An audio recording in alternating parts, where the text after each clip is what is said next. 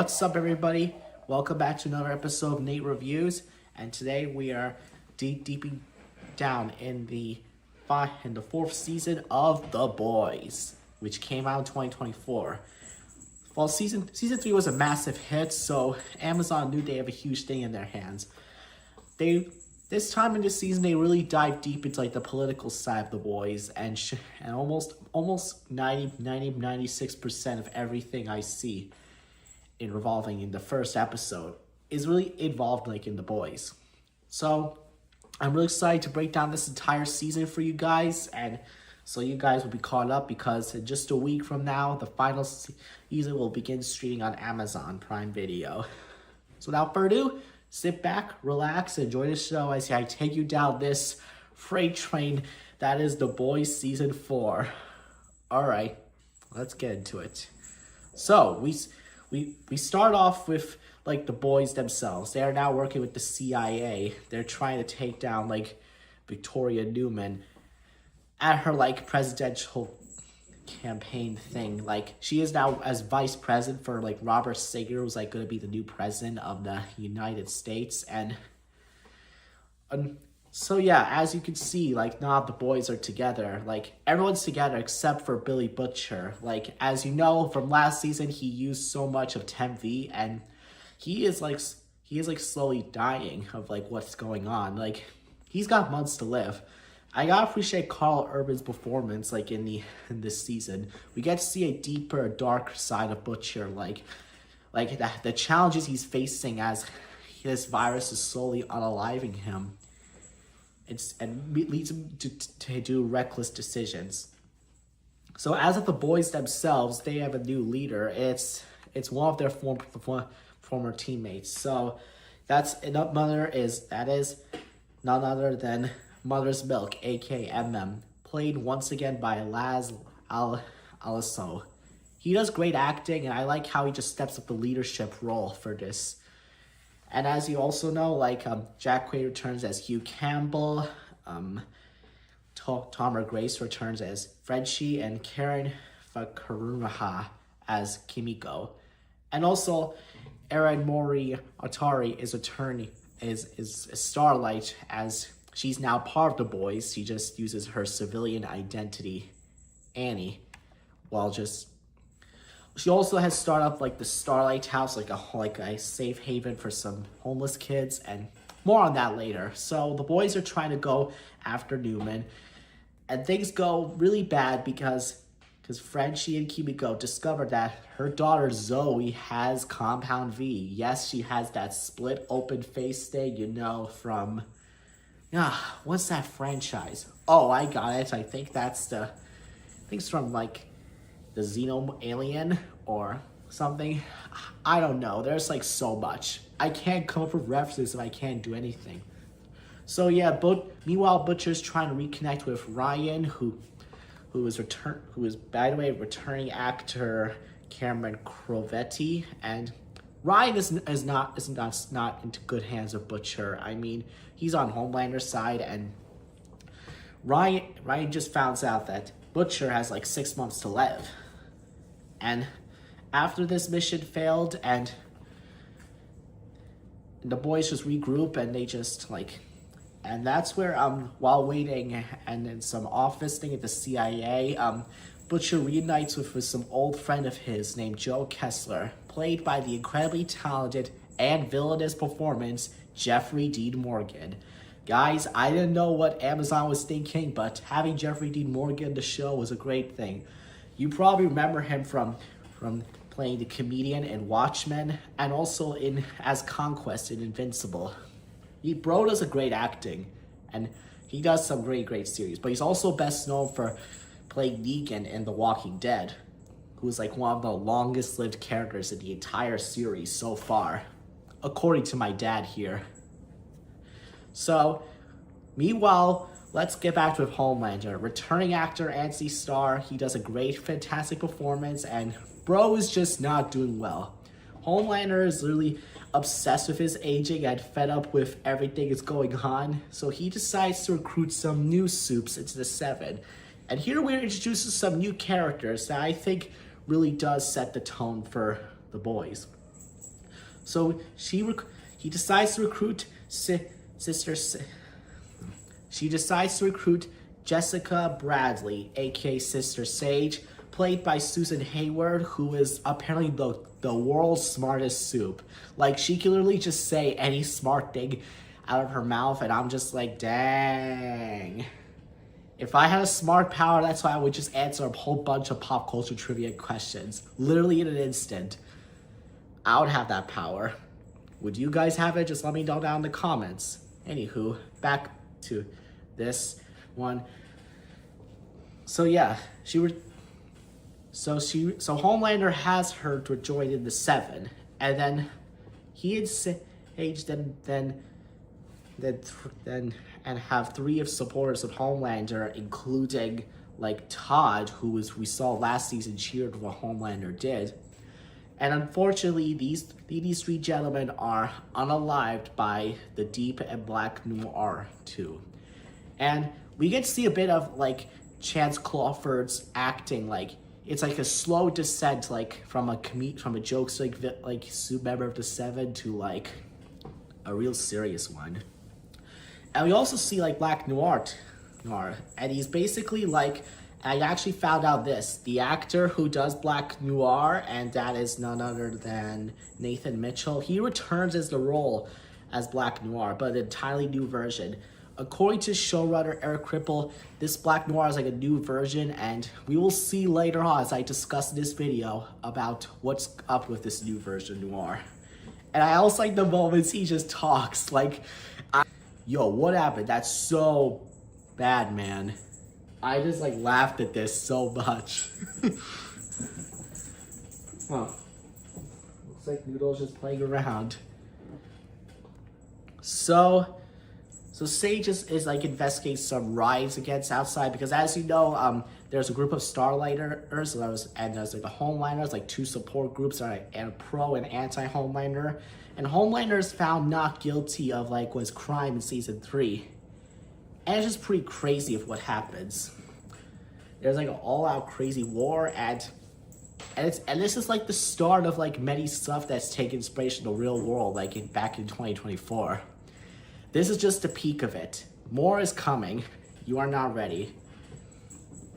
So A-Train, who's returning actor Jesse Taylor, he dubs this the unalived people of like what Homelander's supporters in the riot, and the Starlighters are blamed, and it's just crazy chaos how these soups just do bad things behind the scenes.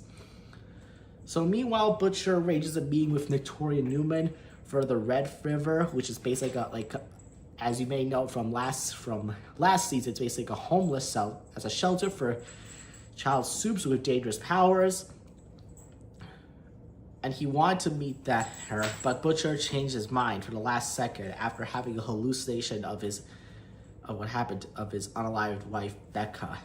So Huey, on the other hand, he actually learned about his father, or I just prefer to call Huey's dad, who's played by the incredibly talented Simon Pegg.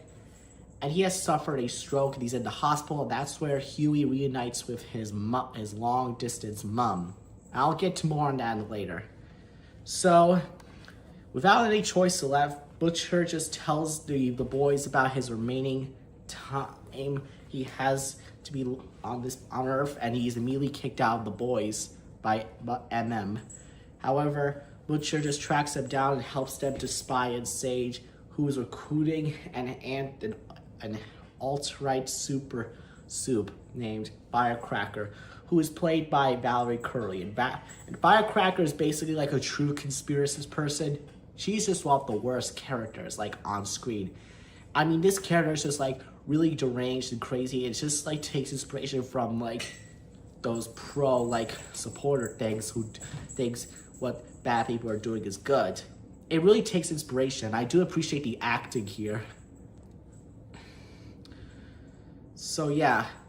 While this is happening, Butcher and MM have a pretty big fight, and MM just tells Butcher to leave because he's just done with him. Like, at this point, MM doesn't trust Butcher anymore because he has to clean up the mess for him every time he does something crazy and stuff.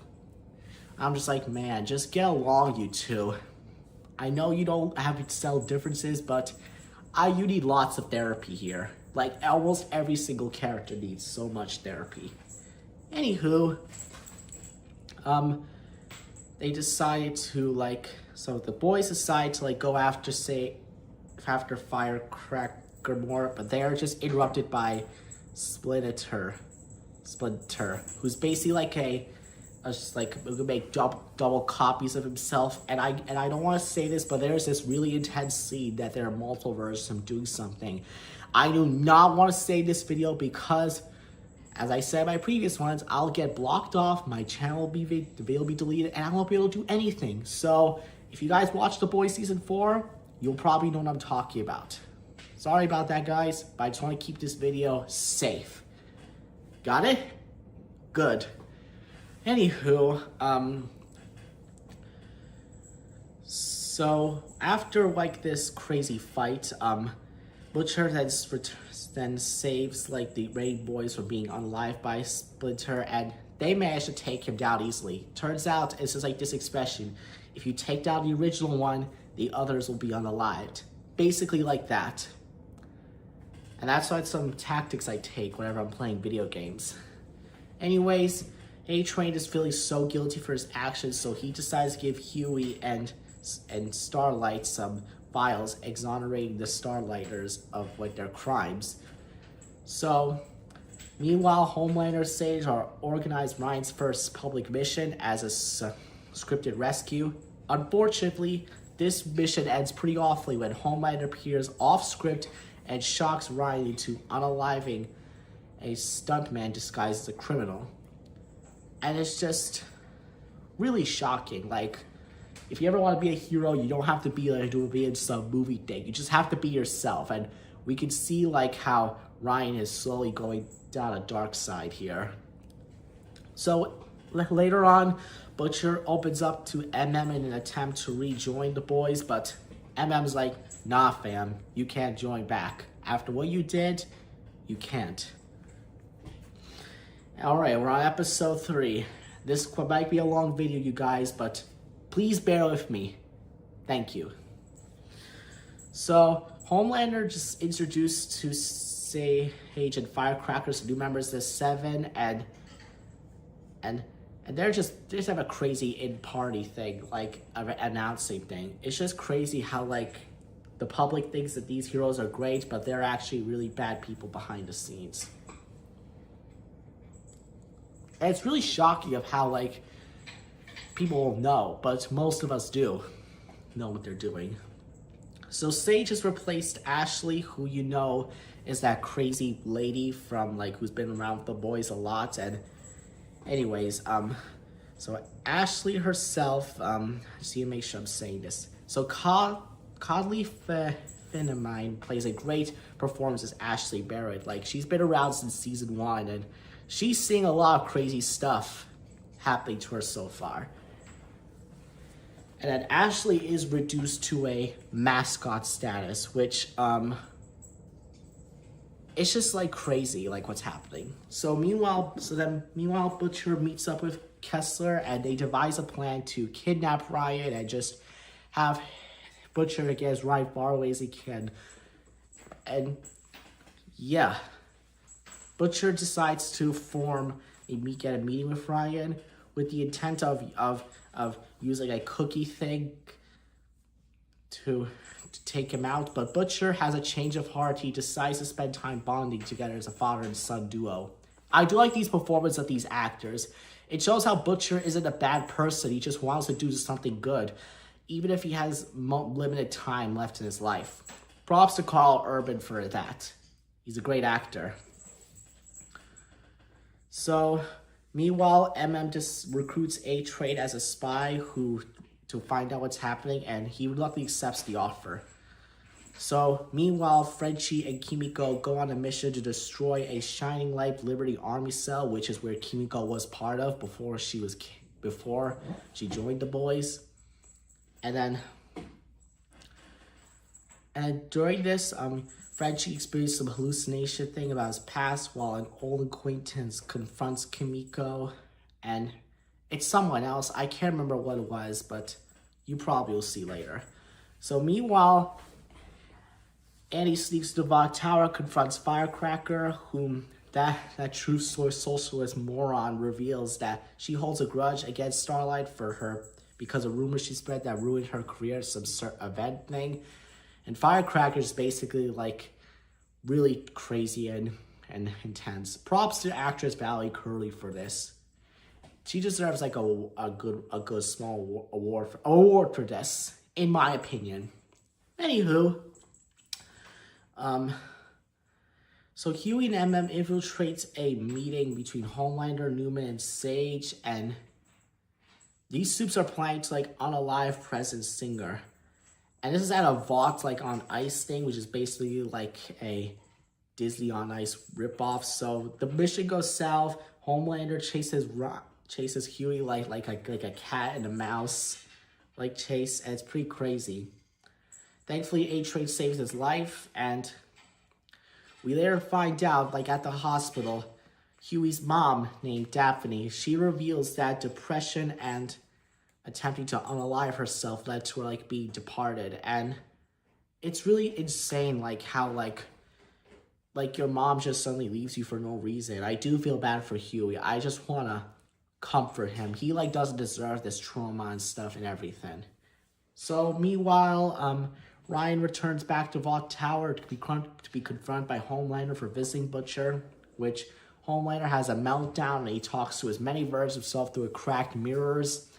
It's like genius level acting and script that this show has. I'm like blown away. So, we are not on episode 4, so there's a lot more to come here. So, this is probably my most favorite one.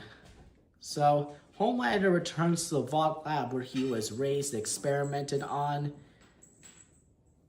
And he just meets up with the people that did stuff to him, and he like does just torment the employees and its director and everything. It's just how crazy Homelander is going from like a rising star hero to like a deranged person. I gotta give props to NC Star once again. Bro deserves an Emmy for this, if he hasn't won already. So Daphne wants to take Huey's dad off of the life support, which angers Huey so much. And Huey just wants to save his dad, not to be left on what happened. So Annie meets up with Singer to strike deal to take down Vought, and I'm glad these two are in terms for here. So Huey and Kimiko would secure a Compound V from A-Train to for Huey's father to be used, but they're ambushed by the shining light. Thankfully, they escape and they deliver the V. So MM and Butcher try to expose Black Firecracker, and she decides to Firecracker, out of vengeance, decides to publicly decredits Annie for really her decision to having something with a baby. I don't want to say what it is because it's pretty intense. And this leads to Annie having a brutal fight that really damages M's reputation and ends her alliance with Singer. It's just crazy how one person can ruin someone's life. I do feel bad for Anne. I just really don't like how Firecracker is. If I were this, I would just not blast on stage. I just try and keep calm and ignore it. So during this chaos, Frenchie's attacked by Ezekiel, that stretchy religious guy from season 1 while investigating Firecracker. Thankfully, Butcher intervenes and he almost gets unalived by Ezekiel, but then he blacks out only to find Ezekiel being unalived. But more on that later on what caused the power. You'll be shocked at what it is. So Butcher tells Huey that he used the V to cure the illness, but admits it had failed and it accelerated instead. So Frenchie, who decides to confess to a guy named Colin, who the two had a one-off thing in the place, and Colin is just pretty furious because Frenchie unalived his family, and they are brutal. They are fighting, and it's just pretty brutal. I feel bad for Frenchie. I would just help Frenchie get just so much therapy for this. Everything. nearly every good character in The Boys deserves like massive therapy after like this whole Vault War thing. So Huey sees his dad waking up after a coma, and it's just really great to see these two actors reunite, and it's just like amazing, like their fantastic performances in writing. So meanwhile, Homelander, he's covered in so much stuff. I don't want to say what it is, but you'll see from you probably saw some teasers for The Boys season 4. He unalived every single colleague, and he leaves the experimental director Barbara locked in his former observation room with like so many bodies, and it's just shocking. Homelander has totally lost it, and he's totally down the dark side here. This is probably an interesting one, but let me explain this episode. So Huey Sr., or Huey's dad as I call it, he wakes up in a coma, and Daphne reveals that she herself put the V inside of the dad. It's pretty shocking and crazy. Imagine being told, hey, I had to put this in you to save your life. And I'm like, what? So Butcher then informs the boys of a crazy plan he has in mind. He tells about a virus that can literally destroy every single soup on the planet and has been acquired by Newman. As I previously explained this in The Boys in my Gen V video a few weeks ago. So you can check that out in my video playlist. But anyways, Butcher and MM decides to visit Stan Edgar in prison. They decide to seek help to obtain the virus in exchange for amnesty. So that means amnesty is defined as a pardon extended by a government to a group of class people, usually for political offense. So the boys and Edgar discovered that the V and the virus being tested on animals in a farmhouse. And you can tell how Compound V is like, doesn't work on animals. It just goes crazy. So they managed to escape a crazy animal chase, also led by a sheep. And it's like, dang, this is where The Boys gets pretty crazy. And it's a lot of stuff I cannot describe in detail because I'll get this video to monetize. Anywho, so the group manages to locate Dr. Samar Saha, who has the last remaining sample of the virus, but they are forced to use it to unalive a herd of mutant sheep to like get it. Afterwards, Seymour goes missing and is presumed unalived. So MM decides without Edgar's help, he goes to prison, but Newman saves him from going to prison by unaliving the prison escorting. And these two are a little out for now. So since Huey Sr. has Compound V, he is mentally empowered and confused. He unalives several patients and he suddenly returns to his good side. This is probably the saddest scene. They just put him out like that. I do feel bad for Huey here so much. It's just really shocking. So meanwhile, Homelander decides to tell the Seven that they will be wrathful gods for the greater good. And in the presence of Robert Vernon, aka Tech Knight, who's basically like a Batman ripoff. Also returning with other two Gen V characters, Kate Dunlap and Sam Riordan. The VNN anchor is framed as a leak by Ashley and is unalived by the Seven, and it's just shocking. So with racked with this guilt, Frenchie decides to turn himself into police, and Butcher then reveals to Kessler that Samir is alive and kidnapped, and asks him to replicate the virus and to make it an ultimate super weapon. Alright guys, we are halfway done with this, and I promise there is a little more left, so bear with me here, okay guys? Good? Thank you. So the boys find out that Tech Knight is hosting a party at his mansion with Newman and the Seven in attendance. They infiltrate the party by disguising Huey as the soup known as Webweaver, who's basically like an R-rated Spider-Man here. I don't want to describe his powers because it's just really not good. Sorry guys, So when Tech Knight discovers Huey's identity and attempts to do things to him I don't want to describe, the boys enter the mansion and they save Huey. And it's just really great acting, like, and intense scenes these characters have. So meanwhile, MM just really wounds Sage in like the head before he has a severe panic attack from like trauma. Thankfully, A-Train saves him to the hospital. Sage survives, but she has to kind of a little dumb self a bit. More on that later. So yes, Sage survives, and then so Annie, Kimiko save Huey and restrain Tech Knight, and the three antagonize Tech Knight until he reveals a really dark plan. Homelander and Sage are plan to use his prisons as internment camps before he is unalived by his butler, Elijah. And it's just shocking. Homeland is just basically like what happened in World War II. Really going down that path here, you guys. And currently what's happening in the modern world.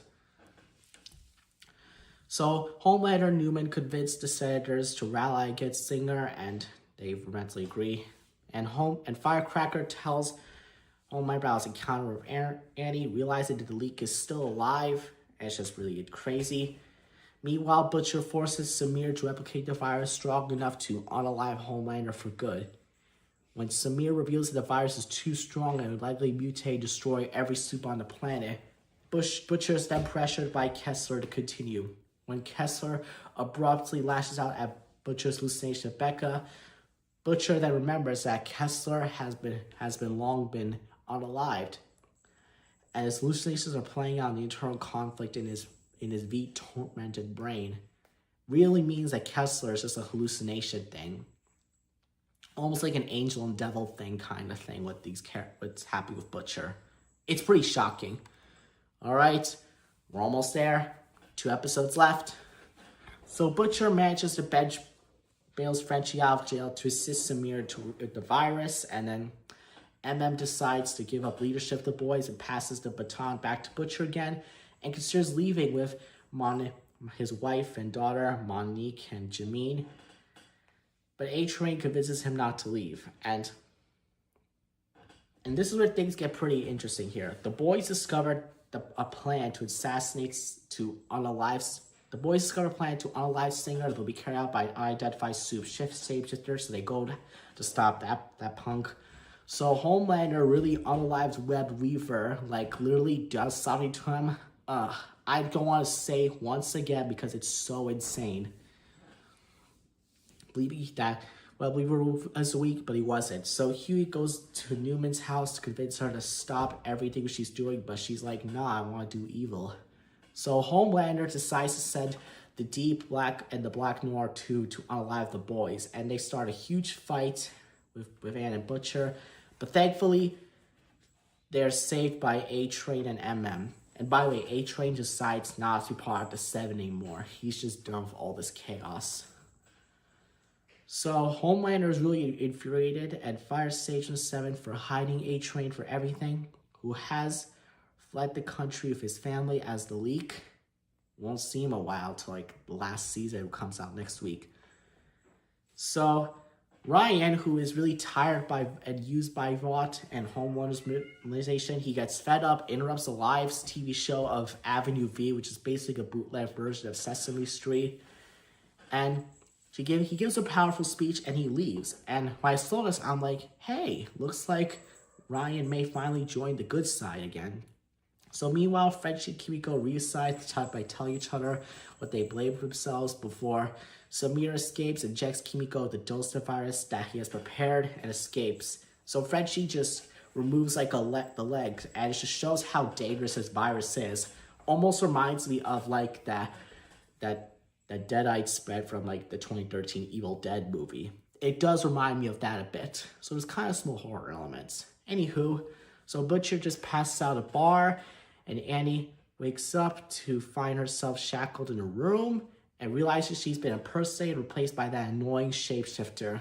And I gotta be honest with you guys, I don't like this kind of shapeshifter part. I wish it was done earlier in the story, and it just felt like out of place and completely wrong.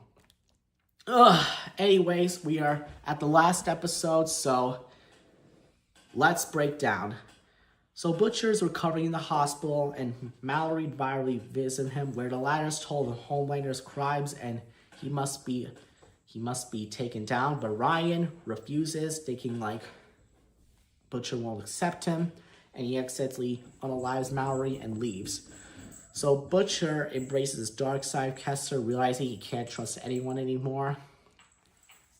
So Homelander then tasked the remaining 7 to unalive everyone who involved to incriminate evidence against them, and it's just pretty intense. So while Ashley's being targeted, she injects herself with Compound V, and that's the last we see of Ashley. I don't know what happens to her, but we'll find out next week for The Boys Season 5. So while Frenchie's developing the virus, the boys monitor Singer in a bunker, where they discover the shapeshifter Andy, and there's an all-out fight. Thankfully, Andy just takes down the real shapeshifter, and all's good. When Homelander decides to reveal that Newman is a soup on live TV, she calls on Huey to protect her and Zoe in exchange for help. So when the group meets, Butcher arrives, who's completely gone dark, and he uses his newfound powers to unalive Newman, like with some tentacle-like powers. It's pretty insane. And he steals the virus and abandons the team. So Sage reveals to Homelander that his plan has been a success when Singer is arrested for composing the boys to unalive Newman.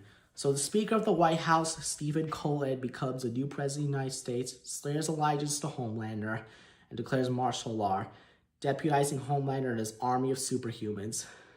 The boys are like really kidnapped and arrested suits, and this is like one of those shocking things ever. Like, I'm really watching my favorite characters kidnapped like this, and it's just like really what's happening in the world today. And I also didn't like this ending. It's just like, it's like a cliffhanger for me. But anyways, let's wrap this up. So while Huey's getting captured, Annie gets her powers and manages to escape. Like, she like straight up abandons Huey here. Like, I don't know if you guys agree with me, but I feel like she could have just blasted that soup who was kidnapping Huey. They both could have escaped, but she didn't. But feel free to agree or disagree with me in the comments below. So Butcher drives off with the virus, and this is the last we see of them. And there's a mid-credits scene. Steve Cullen and Matt shows up Homelander with the case of Soldier Boy, who is being confined, and this leaves out a huge thing happening season 5. But yeah, that's all for The Boys season 4. I know this is a crazy roughhouse and epic series, and I didn't like the finale, and I hope things can get better for next week, and I'm ready to wrap up this series once again. But yeah, that's all my video. Thank you guys for watching. Make sure you like and subscribe. Comment down. Did you like The Boys Season 4? And what you thought of the finale? But anyways, this is Nate Reviews, signing off. Be good people.